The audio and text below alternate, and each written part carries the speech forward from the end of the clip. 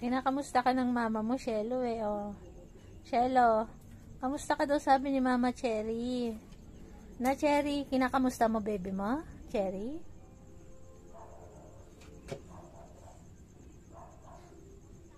Shelo, kamusta ka daw, oh? Sabi ni mama mo.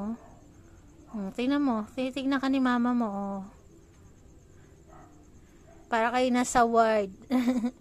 Dinadalaw ka ni mama mo.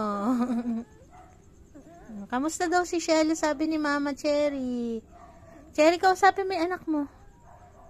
Kausapin mo si Shelo, kamustahin mo siya. Kung okay ba siya, Melis.